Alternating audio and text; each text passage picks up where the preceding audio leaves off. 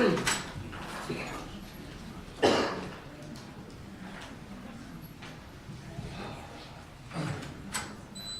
rise. Okay. Once again, be seated, ladies and gentlemen.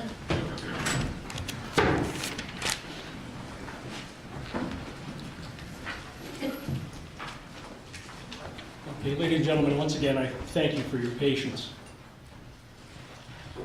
In every jury trial, the court tells the jury to evaluate the case on the law as it is given to them. The court admonishes them not to apply their own conception of what they believe the law should be. I can follow no different directive. On Thursday of last week, the jury found that the aggravating circumstances outweighed the mitigating factors beyond reasonable doubt, and therefore found the verdict of death to be appropriate. The defendant on numerous occasions indicated to the court that he would not be presenting mitigating evidence. Upon announcement of the verdict, he indicated that he did want to have an evaluation performed. The court prevailed upon the court psychiatric clinic to prepare a mitigation report. The defendant issued a subpoena to have the doctor appear in court. When it was time to call the doctor to the stand, the defendant rested, much to the surprise and the chagrin of the court. A sidebar conference was held, and the defendant, acting pro se, stood fast and rested. Thereafter, closing arguments were heard and the jury charged. The jury verdict was returned and read. The jury was polled and discharged. The defendant then requested that the court review both the pre-sentence investigation report and the mitigation report, neither of which were submitted to the jury. The court did review these documents and has evaluated this case in conjunction with the mitigation phase and the mitigation factors of 292904B of the Ohio Revised Code, as well as the statements adduced herein today.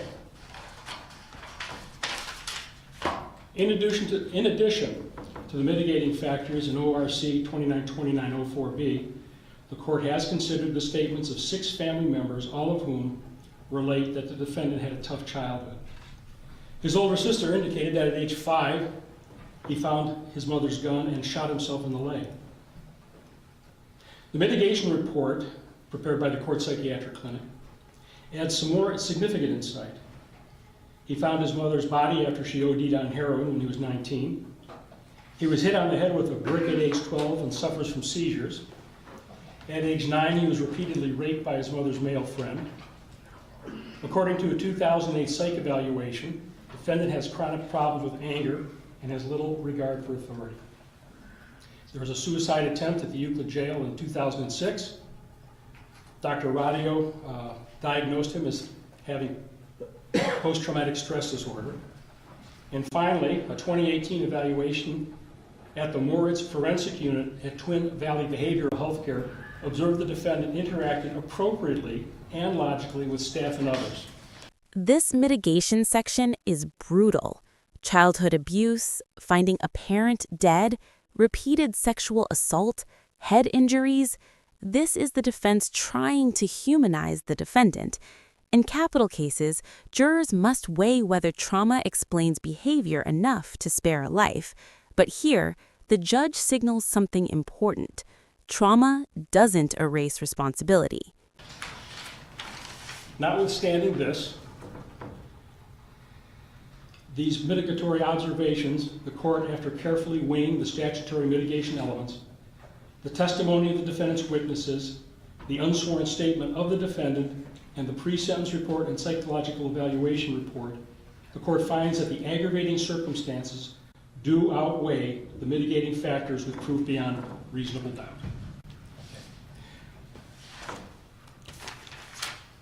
At this point in time, Mr. Mazzone. Thank you, Your Honor.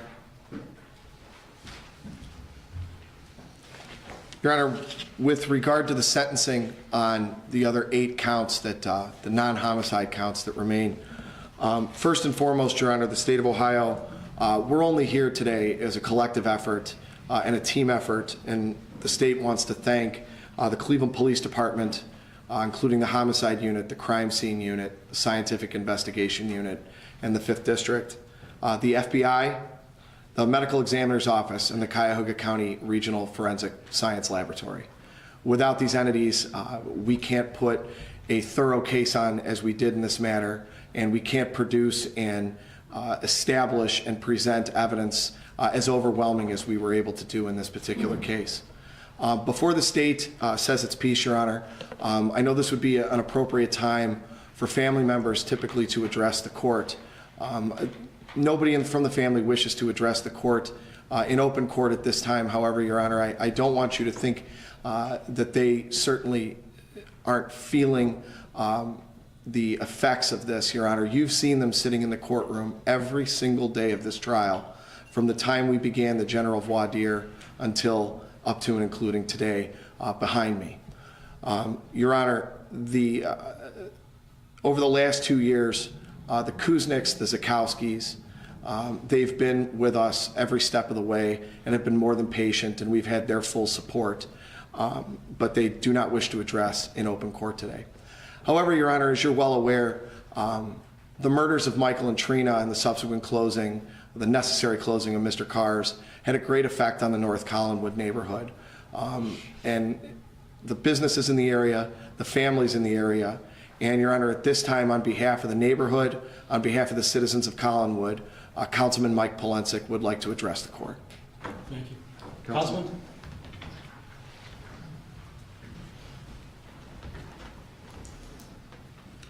Thank you, Your Honor.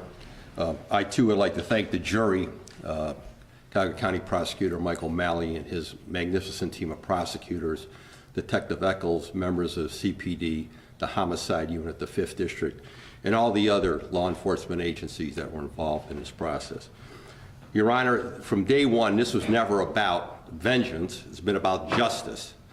I stood there on that Good Friday night as they carried out Mike and Trina and Axel in body bags.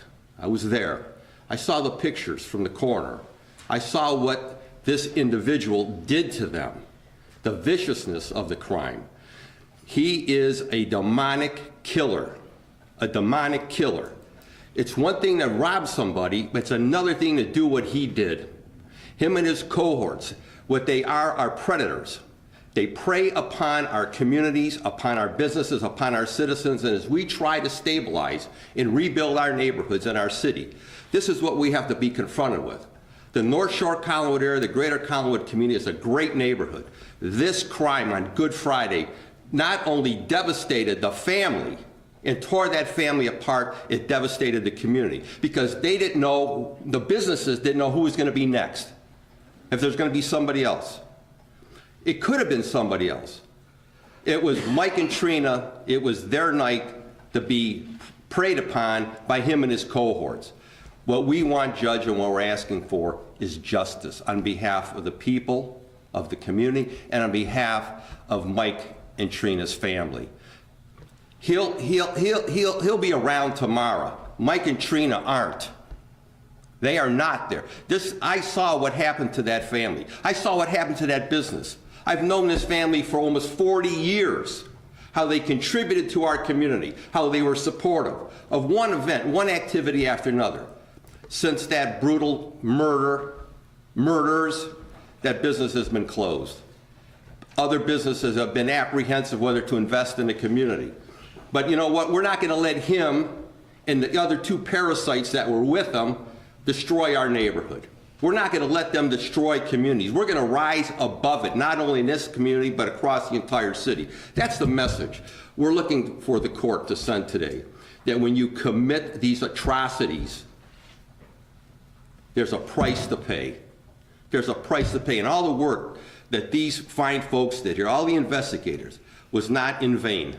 And to remember what this family has gone through. I know how many times I've talked to them on a phone and have heard and the pain in their voice. Saw what happened. Was there.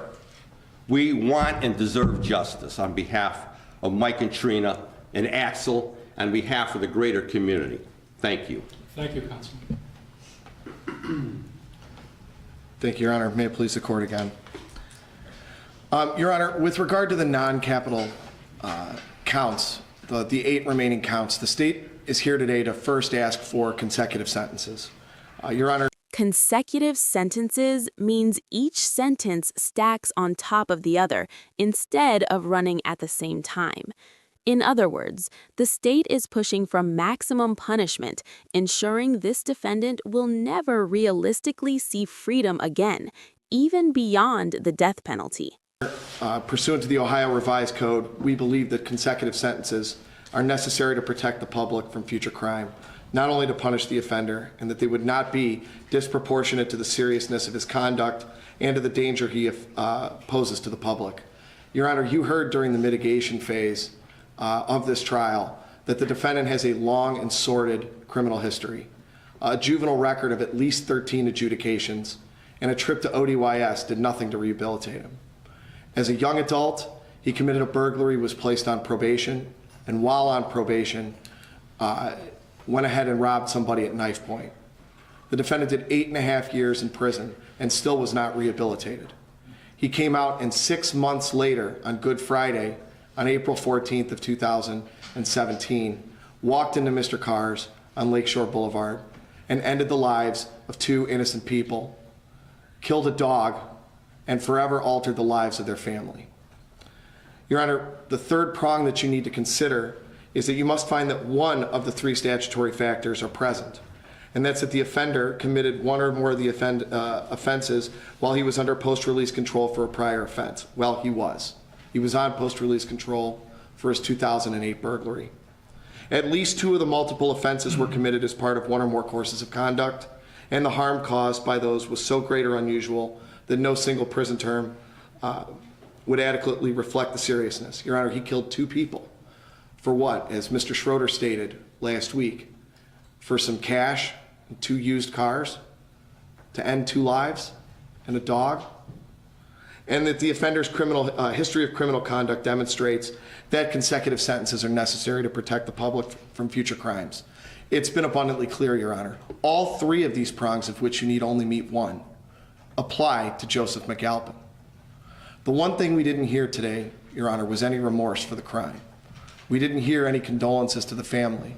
The only ones we heard were the half-hearted attempts while questioning witnesses, making his self-serving, unsworn statement, and in his closing argument. And the one thing that he repeatedly talked about during his argument was family.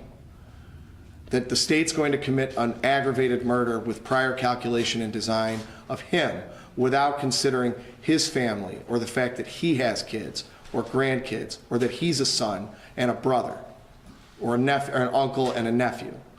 But Your Honor, the defendant is sitting there today because of his actions, his choices. Colin, Corinne, and young Cain are without a mother, a father, a stepfather, a stepmother because of his actions, through no fault of their own. They're without a dog, a family dog that was loved by Colin, used to go with him everywhere because of his actions, through no fault of Colin's, through no fault of Corinne's, through no fault of Cain's, or any of their other loved ones. Michael and Trina were a son and a daughter. They were an aunt and an uncle. They also had people that loved them. And you heard testimony, Your Honor, through the course of 5 weeks. Mr. Carr's was like a family. It was a second home, as Colin called it. One of the ironic things about the timing of this trial was not only were we in session on the 2-year anniversary of the homicides on April 14th, but Randy Kuznick opened Mr. Carr's on April 1st of 1977. So we sat through this trial that effectively closed that business forever on the 42nd anniversary of its opening. You heard Colin testify that they had repeat customers for years and years. If something was wrong with the car, bring it back. Mike, Butch, one of them would fix it. It was almost like a lifetime warranty. You saw the people that they dealt with. You heard testimony from Daryl Sanders, the last person who had any contact with either Michael or Trina when he spoke with Trina at 5:30 p.m. on April 14th to tell her there was a problem with the title. He had known them for 10 years. He was still buying cars from them. In fact, he thought he may have paid too much for a used minivan, but still had no problem calling him, and they decided they'd work it out on Monday. You heard from Albert Martin. Albert's led a rough life, but you heard that Mike and Trina kept him around to do odd jobs around the dealership because it kept him out of trouble. It kept him off drugs. It was something for him to do. Your Honor walked through that dealership on the jury view.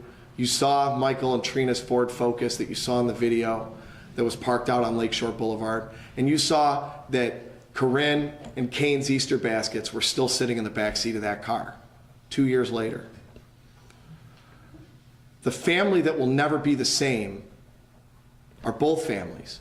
But the striking difference, Your Honor, is that Mr. McAlpin's family won't be the same because of Mr. McAlpin's choices, because of his actions, and through no fault of the Kuzniks and the Zukowskis and their loved ones and their children.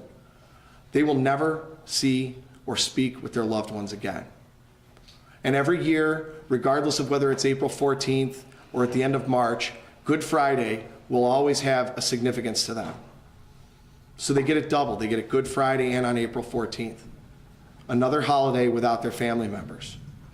Your Honor, the lasting effects that this case is going to have on the families of Michael and Trina necessitate consecutive sentences. The state would ask that you sentence on each of those 8 counts a maximum possible sentence and run them each consecutive to each other. Thank you.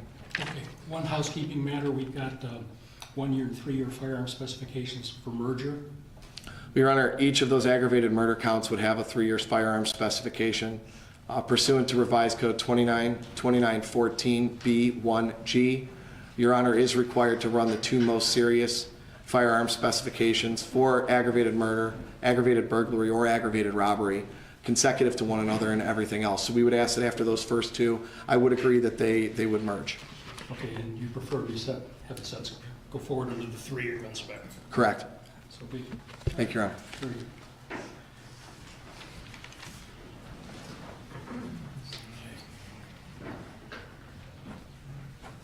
Okay, the court's going to proceed to impose sentence at this time. With regard to count number 1, the aggravated murder of Trina Tamola Kuznick, the court's going to impose a sentence of death plus 3 years on the firearm specification. Count number 2 for the aggravated murder of Michael Kuznick, death. The final hammer. Death sentences for both aggravated murder counts plus decades stacked for robbery, burglary, and weapons charges. This is symbolic and strategic. Even if the death penalty is overturned on appeal, the defendant still faces multiple life-ending sentences. It's the justice system's backup plan. Plus 3 years on the firearm specification. Count number 8, aggravated robbery. This involves the robbery of Trina. 11 years plus 3 years for the gun specification, consecutive to each other. Did I say count 8? Yes. Thank you. Count number 7, going a little out of order here. Aggravated robbery of Michael, 11 years plus 3 years for the firearm specification. Count number 11, aggravated burglary on Trina, 11 years plus 3 years for the gun specification. Count number 12, aggravated burglary of Mike, 11 years plus 3 years on the firearm specification. Having a weapon while under disability, count 21, 36 months. Count 23 and 24, both grand theft, 18 months each. And count number 26, cruelty to animals, 12 months. Counts 21, 23, 24, and 26 do not have any specifications attached thereto. With regard to the case at Chief, obviously, counts 7, 8, 11, 12, 21, 23, 24, and 26 will in fact be served consecutive to each other, and this is necessary to properly protect the public from any future crimes that the defendant might commit and are proportionate to the seriousness of the offense. And finally, the court does observe, as stated in the pre-sentence report, that the defendant was on post-release control when he committed the offense and does have an extensive criminal history.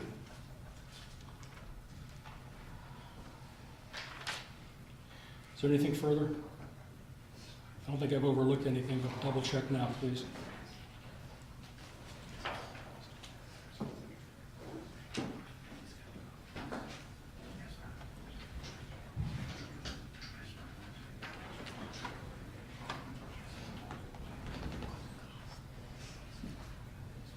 Oh, yeah.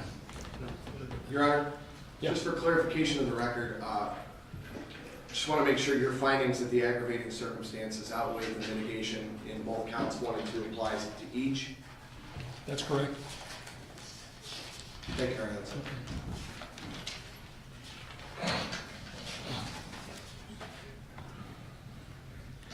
Yeah, I didn't say both counts, but yeah, that was what I was trying to imply. Your Honor, also there, I mean, I know it may be a moot issue, but post-release control. I was just going to take care of that, in fact, yeah.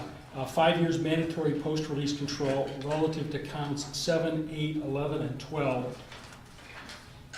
3 years post-release control with regard to counts 21, 23, 24, and 26. Obviously, 5 years would be guiding, and kind of moot, but nonetheless, I think that properly takes care of all the sentencing.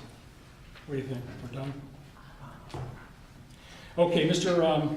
McAlpin, you do have the right to appeal this case. You have the right to have transcripts prepared. If you cannot afford the cost of appeal, the court will appoint or will pay for the cost of preparation of transcript and order the documents prepared without cost. And you have the right to have a notice of appeal timely filed on your behalf. Mr. McAlpin, I assume you want this case appealed? Yes, Your Honor. Okay. And unless you indicate otherwise later, the court will appoint Thomas Ryan to represent you. And because this is capital, I will appoint Bob Dixon to be a second appeals attorney on this. And Excuse me, Your Honor, you said Thomas Ryan? Thomas Ryan, I believe I R-I-E. had him before we, that's not, we had him before we had, Can we have a brief sidebar on that, Your Honor? Certainly. I don't know if I'm approaching. Yeah, you're still in this.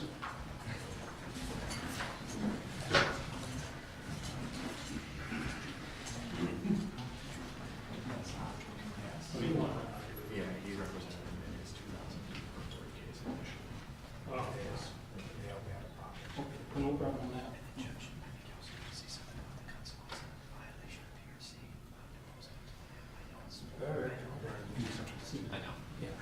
Okay, we're going to appoint Bob Dixon to represent you. I'll appoint a second when I review the assigned counsel to see who is appeal eligible and has the necessary background.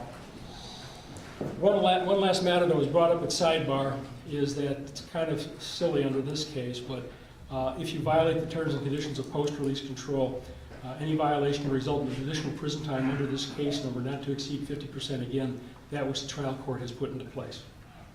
Okay. And also, Your Honor, for the record, just facts and findings and the conclusion of law for the hearing we had on the 13th. Absolutely, absolutely. That I haven't forgotten about you. Anything else? One more, Your Honor. Nothing else. Well, you are indigent. Yeah, that's right, yeah. Okay. Court costs will be suspended in this case. Thank you, Your Honor. Please rise.